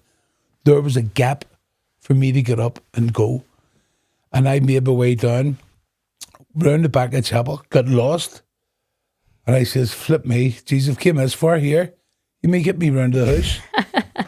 Keep walking, walk the whole way round by the risen Christ. There's me, hadn't he got there, didn't he? Me. Jesus, I have no idea where I am. I don't know how you think I'm going to find my way back, because I haven't a ball in, I'm absolutely wrecked. Keep walking, keep walking. So I just kept walking. Next thing, it was like a wee gap. And I walked through it, and it's me. What? I was at the back of the chapel. Had no idea how I even got there. Jesus, you may get me to a house. Here's me. Taxi for Rogan. Walk down. And normally we'd walk down, we'd get there 10:30, 11 o'clock, whatever it is. So I sat there on I got Martin, sit down, take a rest. And right in front of where I sat down, I looked up, and there was Our Lady directly facing me. I got up and made my way up into the hotel. And the hotel, prior to this, I didn't speak to one of my sisters, which is called Gloria. And in the hotel we ended up staying. I says, where we staying, PJ? Gloria. Hotel Gloria. And before I came away, my sister went to my mum and says, I think our Martin would bring me back some holy water. Oh. And my mum asked me, and I says, of course I will. And when I got there, it was Hotel Gloria that we were staying in. And the next hotel to it, one of my aunts that I absolutely adored, and she adored me, Grace, Hotel Grace beside it. Here's me, what's going on here? So all the depression, all the anxiety, all the not caring anymore, everything else, sum it all up into one. So the first one wasn't looking so good. The wife told me anyway. Wasn't looking so good. I wasn't getting into the men's magazine. so just for men. So I wasn't getting into that. So I went over the second week, breezed the hills, flew down them as if there was a jet up my backside on the first couple of days. Rugged rock. I went down it like somebody not right. Flew down it. And the last day, I remember walking down the very last day after this had all occurred. I went, thank you very much. Went up on the last day, get up on the hill, and the last rosary in English on top of the hill on Mary TV. All the people at the top of the hill, I'd done the last rosary in English on the top of the hill on the last night. Now, the chance of me not getting up the night before, but saved me to get me up the next night. And I'd done the rosary. So I made my way down off rosary. And anybody and most people will have this, you walk about with a cross on your back. Isn't that what they say? You carry your own cross. Well, for people that's only getting into their faith, and we want you all to be back in your faith because it'll give you hope and it makes you realise that there's more to life. Walking about with a big steel case on your back that is armoured around your front and you're just carrying that bag everywhere you go. It's not that you're unfit. It's not that you're injured. It's not that you have a back injury. It's you're carrying all the luggage of the world on your shoulders and you're not letting it go, regardless of how much it is or what. And everybody has that baggage and we all carry it. But it's how do we get rid of it? Well, over all the years and all the troubled years that I lived through and everything else, which is all summed up into a very small amount, when I went the second time, and bear in mind, I was asking for all the prayers and all the happiness and all the, please give it to me. I have never let you down. I've prayed to you. I've always kept in life, blah, blah, blah. Please, Jesus, Mother Mary, please ask your son to help me because I can't go back home with this depression on my body. I can't do it anymore. And I promise I will be at Mass every Sunday. I'll make sure to Mass, I'll go to confession, I'll do my rosary. I might miss one or two, but who's counting? Do you know what I mean? I says, I'll do all that. And I remember, and this is no joke, I had such a feeling. Come down off the hill and got to the front of the chapel at the main road. And I remember standing on my own, just standing there, breathing. And I went, right. And I couldn't get it into my head what was lost me. What, there's something wrong here? What is something not right here? What's wrong? And I started questioning, and people walking up and down. I'm going, what is wrong? Nothing was wrong. That was the problem. The weight was off. The weight was gone. The weight was gone. My depression had left me. I've never felt as good from it. It was gone. And I've continued, and I need to throw this one up for the listeners. Please listen to this.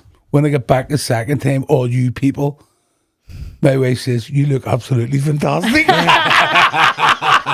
She did. She really did. She went, you look absolutely fantastic. You had the light of the Holy Spirit. I had the light of the Holy Spirit, and everything had left me.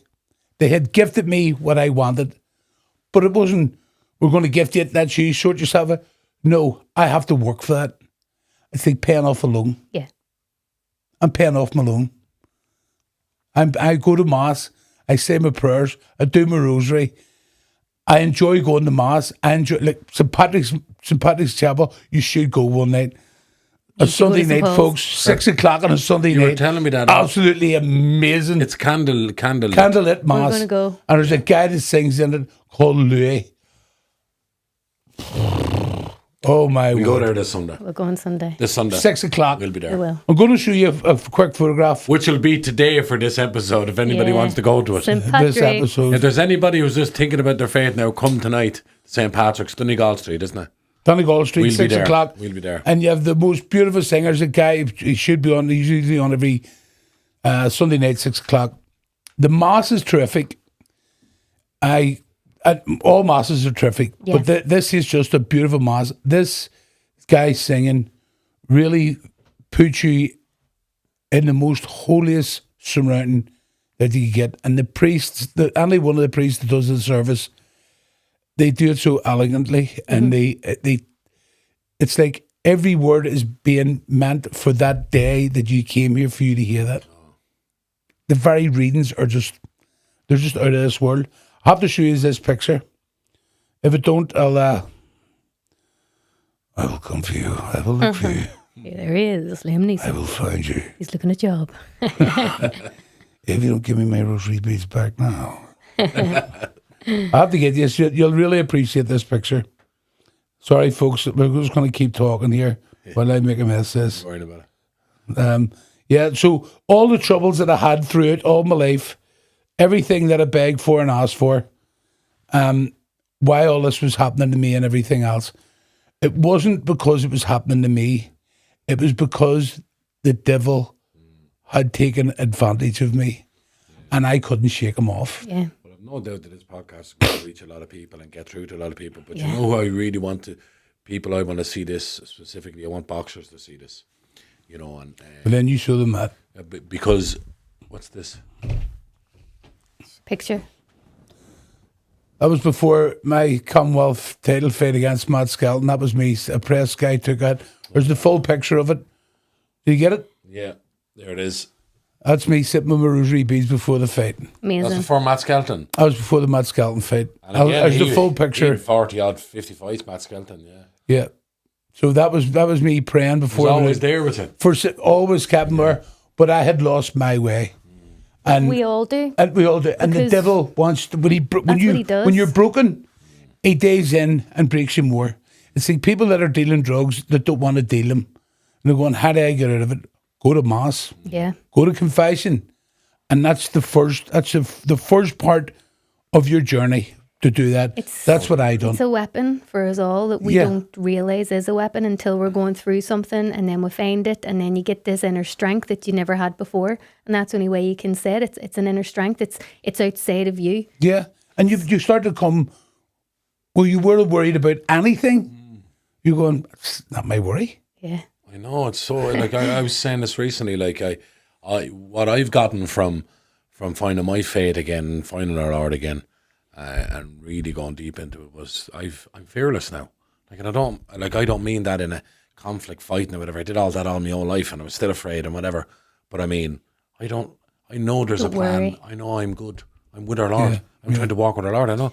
I put it up to Him all the time. Truth be told, he is definitely better at that than I am. I'm just, that's it. I don't have fear of it anymore, whatever consequence and whatever. And even recently, deep into it now, and then I get tested again in a big way. And the flesh is getting tested. The pride is getting tested. All these. Getting tested again there Yeah. before you came in the day. You got your ankle done. There they are. Well, there's a whole story to that, believe me. And that's all connected to the last week and this ankle. This morning, I woke up this morning, and this was killing me. And something told me to read the Bible, take it down and just pick a random chapter, Colossians, verse 1. And I started reading through it, and it's all about the trials you're going to go through, and the discipline that you need, and how people are going to test you, how they're going to tempt you, how pride and anger and all, and it's everything going on right now for my life right now where I'm getting tested. And I went, right, okay, another test then, the ankle, and I can't get out of bed, and I'm going, oh, and I have to walk out of the bed to go and get me crutches. And I go out to the lane in my camp, and I'm driving down the lane, and just as I pass this man who was wobbling, just as I pass him, boom, he falls into the ditch. And I just stopped the car and I looked, and I went, my ankle. And I went, that's the test. It would be easy to do without your ankle. It would be easy to do it if your ankle was perfect. So I had to go in, I had to jump in the back, get out the crutches, go into the ditch, and take a big 6'5" man who was highly intoxicated, lift him up. He fell back down. I fell with him, got him back up. Only one crutch. I said, lean on me. And he said, will you bring me home? I said, absolutely. I knew this man. Brought him home. And he wanted to go somewhere else, but I knew the place he wanted to go then was a bad place, but I was bringing him home, so I brought him home. Yeah. Big rigmarole to get him back. And I got into the car and I was late to pick up Danielle and I just started laughing. I said, that was the test. That was the test. That's why that happened today. Yeah. You know, but these would you tests, drive on? Yeah, would you drive on? Because these are thoughts would go into your mind. Because I seen him wobbling first. And I go, oh, he's a bit wobbly there. And I didn't recognise him, you know. And then he fell and I stopped instinctually. And the thought does go, will I go with my ankle? That's what the thought. How am I going to lift him? Sure, that's the worst thing you could ever do. How could you do that? I know. You know, drive by a child of God. You know, no, you can't. He needs help. And he said, will you bring me home? I said, no problem. But if it had been before, oh, exactly. You'd have drove on. Exactly. There you go. You'd like to think you wouldn't, but there you go. Is that my fault? And what did someone just gave me I'm not dragging myself into this. Someone just gave me a beautiful rosary bead the other day that was in there, and I gave it to him, and God helped me, busted out crying. And you know, hopefully it's a seed planted. You know what I mean? He kept saying, God bless you, God bless you. And it was a lovely moment down the road. He grabbed my hand and he said, you're very cold. And I said, me trailing her is freezing. But these are the tests. But that's a test. But when you know, Martin, when me and her, because thank God I have this woman here, because you have these ongoing conversations. She's the best in the world. You know that they're testing. When you realise they're testing, you go, I'm not going to fail this test. Yeah, you know what I mean. I'm not going to allow myself. See what you're saying there, John, and there's so many people out there, Danielle, as well, that don't realise, like, when they're in trouble, say they're drinking or gambling or whatever, and just the very words you said, the tests, people that aren't, that, like, I'm not saying I'm anything special, I'm very well educated in the church or anything like that. I'm not, I'm a learning progress. Same. Yeah. I'm learning, I'm enjoying what I'm learning, I'm seeing it in a different light, I'm loving it better than what that was rosaries every night at 6 o'clock, and now I'm finding the time to do it myself. And what I'm finding, but the people out there that don't know that every single day of life that things go wrong for you, it's not because Jesus made that happen to you or that's the way it is. It's because the test is coming from the devil to see what he can do with you, and it's up to see where you go. Can you withstand that and say no? Because the digger you deep the hole, the digger you dig, the deeper you dig, the digger do biggity doogity do, the diggity doogity doogity do. The more you dig, the deeper you go. Yeah.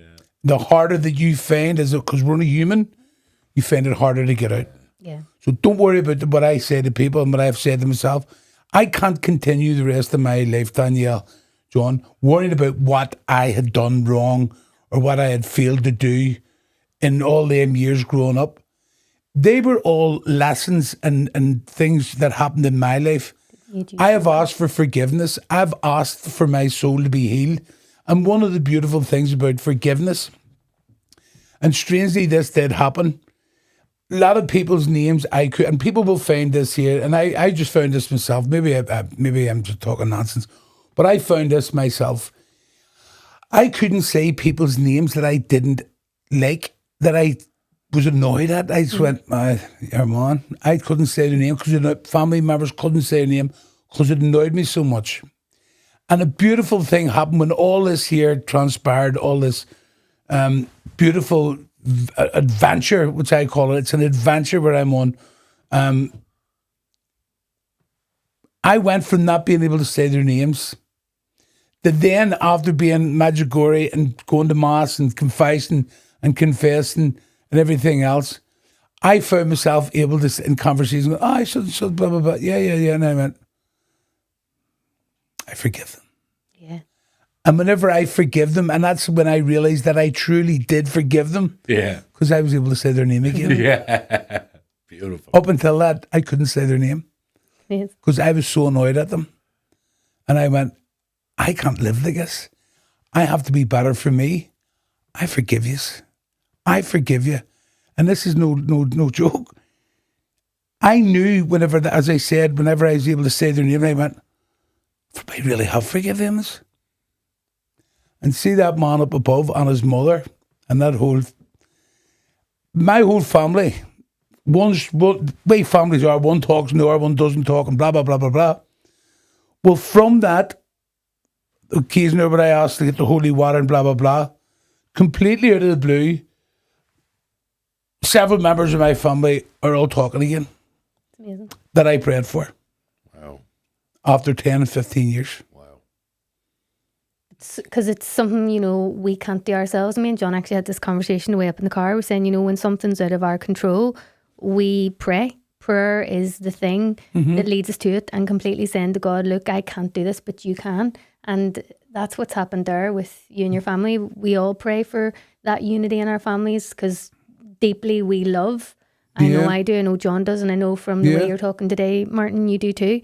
But there's a thing as well, you know, when you were talking about the sins that have happened in your own life, we are all sinners. All sinners. And it's about taking the plank out of your own eye. And, you know, because we've all sat there and we've sat sometimes in judgment of others, but who are we? Because we have been there too.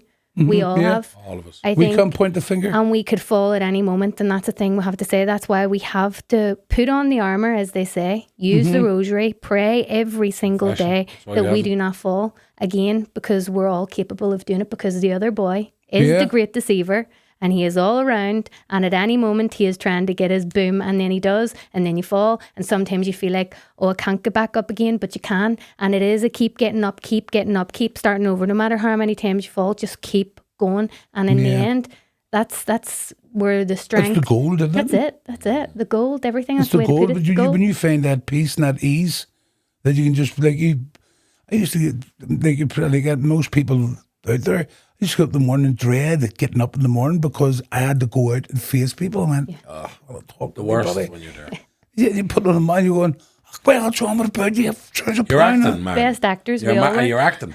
That's what it is. Exactly, you're just I acting. was there as well. You're just acting to people. Act, and then you go into the next one, somebody here, how you doing? But it's so draining. When you just want to be alone. You just want to just be here. Just, When you're in that place, so how draining is that? Because you are performing, your body, you are performing, and then you're coming out and you're taking that mask off, and it's like boom, you're hit, you're deflated, you're exhausted. and you can't wait to get to the house again. That's it. Here you are, right, that's it, all done, right, I'm away. Stood at the house, door locked, here you are. Phone off, what? I'm at ease because I'm on my own, in my own place. But have I solved anything? No. And Martin, I know that there's someone listening to this podcast now that is like that. I know that. And the fact is, the best medication in life is free. Absolutely. You have to go to our Lord. That's what you have to do. You have to pray. And like is what you said, people don't believe or they don't realise it only takes one step. Like it says, asking you shall receive. It actually is that simple. If you ask, you will receive. But you have to put the faith in it. And if you don't have enough faith, ask for an increase in faith. Say, give me more faith, please. I want to believe. And that's Bring enough. me closer. Make me That's it. closer. It is a work thing. It is like a working towards something too. But it's like when you love somebody so much, you want to do more. This isn't like I have to get up and do it. It's like, I want to because I love. You know, and when you love, it is something you do want to get up and you do want to go to mass and you do want to say your prayers, you do want to do all these things. And don't get me wrong, sometimes you're like, I'm a bit tired, but you fight through it and then you feel better after. You go, I'm so glad I didn't give in there and I fought through this, because that's how we're growing in our faith. That's how we're sitting here talking today and trying to help, because I think we've all been there. We've all had troubles, no matter what shape or form it comes in, no matter, like, should it be childhood, should it be growing up, should it be bullying at school, should it be drugs, drink, anything. We've all been there at some stage, and each one of them are all connected because they're all troublesome times. So it doesn't matter if somebody's a drug addict or a drug taker and somebody's an alcoholic. They're both addictions. So they both can connect. I just think there's another classes for everybody for doing all different things.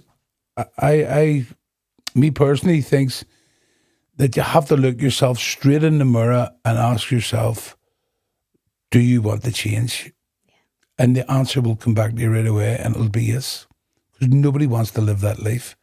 And your second protocol, that may I add to, what helped me enough for that was went to counselling for the first time ever. I'd done 2 counselling, one after another. And it was fantastic. I'm going to go to another one.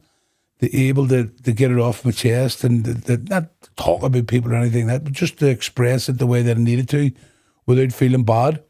And all them things that have from not wanting to be in life and wanting my life to end to being on this side now and being so thankful of what I would have missed out on and the hurt and harm that I would have left with everybody else.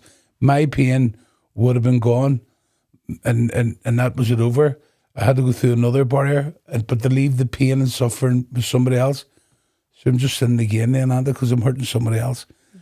And I'm so glad the day that like on that particular night, something happened for that not to happen. It wasn't just the fact that was said about the weight and stuff, but something that I put out on the counter, which was a holy medal that I never ever took out, and I said a prayer to a family member that is dead 35 years, and everything happened there, and then it was crazy.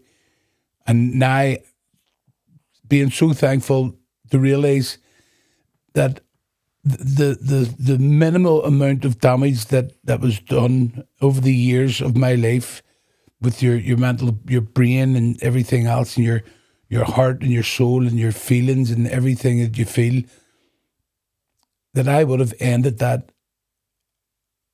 And 18 months down the line, I'm still here and I'm absolutely in the best place of my life. So I would have put all them people through all that pain and thought that at that time thought that there was no other way out. And today I'm sitting there saying, there is a way out. There is a way out. And you can do it. Because I done it and I'm nothing special. Go to Mass. Go on your own. Find the right chapel. Do not be scared of priests. Because if we're going to go down that road of blaming priests for everything, I should look at the priests. Well, then you're going to have to blame the police. And you're going to have to stop bringing them. You're going to have to start staying away from the public, because the public are very much involved in a lot of scandals with children. All the church, them people that are put in there aren't put in there to be people of God. They're put in there because they want to do damage, to break up your faith, and that's exactly what they're doing. So they would stop buying bread because somebody was caught doing a bad thing on a child or a woman. They would stop buying bread if it was a baker. You know, they would stop bringing the police because a policeman was caught having sexual offences against them. They would stop bringing the police. So the part that I'm saying is, do we stop? Is that why people using that excuse of why they don't go to Mass? No, you're not going to Mass because you're too bloody lazy. Mm-hmm.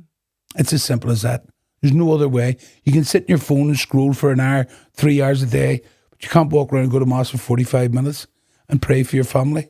If that's the least you can do, because you're not a doctor, you're not a nurse, you're not a counsellor, you're not, but you can go and pray for them. If not for yourself, pray for them. And you will see a massive, massive change in your life. So stop blaming the priests for everything. We know there's bad priests. We know they're bad people. And they shouldn't have been in the church. And they wouldn't, but it takes a bit of time for them to be found out. It's the same in any part of society. There is these people. Only have to look at governments that are doing it, that have done it. Look at the children that's missing in the south of Ireland. Out of that Tusla, out of that government-run place. Look at the atrocities that happened in the homes in Belfast. Look at the homes where the children that was damaged there. But we can't keep blaming every single person. The culprits are the ones that done it. They're the ones that done it. If it is a cult of people that's what they do, then that cult of people have to go. Yeah, it's as simple as that. If you come with this structure of people that only know murder and rape and everything else, then they're not welcome in your society. They're not welcome on your land. Yeah. Simple as that. Could not agree more. Absolutely. They need to be put off your land. Yeah. You don't invite a murderer or rapist. No, you do not. Like, you be like. Should you open your front door and go, any murderers or rapists out there have nowhere to stay? Come on and stay in here. Because that's the way Ireland is at the minute. It's an open door for every single person that wants to do anything. And not everyone's the same. But the fact that this is occurring a lot, and they keep going on about all these different things, you're frightening people. And all I can say for the people that is frightened of what's going on, go back and surrender yourself to God and do your prayers and go to confession and feel good about your life. At least you know where you're going at the end of it. Yeah. Because the way things is going, if you don't go back to Mass and you don't say your prayers and you don't be apologetic for the things that you've done in your life, then you know where you're going to go. And it is a real place called hell. It's a real place called hell. And that's as simple as that. There is no getting out of it. I might not have been there. I don't have to be there. But when you read all the things in the Bible, of all the things that has happened in modern day, you're already told about it 2,000 years ago. Yeah. Start paying attention to it because it's happening. Everything that's happening in the world now has already been stated that it's going to happen. So get close to God. Be close to Him. He's your best mate. He's your dad. You know what I mean? Amazing. Amen. Wow. Absolutely Amen, love Brother that. Martin. Amen. Woo. Thank you, Father. In the name of the Father, Brave the Son, sin, and the Holy yeah. Spirit. God bless you. God bless you. No, thank you. That was lovely. Thank you. Thank you for having me That was a down. great prayer thank at you the for end there. making your way down for to us. It was amazing. Love that. It's cool. It's nice to be here. It's nice to be able to talk. It's nice to be able to talk about it. You're doing it fantastic. Honestly, God, you're doing it. To be able to speak openly is the beauty. Because everybody else is sitting in silence. And everybody sitting outside in silence are going, I'd love to say it. I'd love to do it. I'd love to be. Go to Mass and you can't do it. Yeah. Go to the chapel on your own, you I think can't do that's it. the message of the day. Is that's it. Just go to Mass. Go to Very Mass. simple. Go to Mass. Open your heart up. You to know God. yourself, Daniel John. You know, you go to Mass, you come out. See, if I had a row with my wife and I went into Mass and I sat there and done my Mass and you walk out in here, give her, and we all love, do you want something in the shop? That's it. It's gone. It leaves.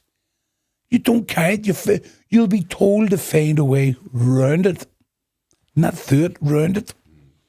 People are going to go to Mass after this one, Martin. Amen to that. Amen.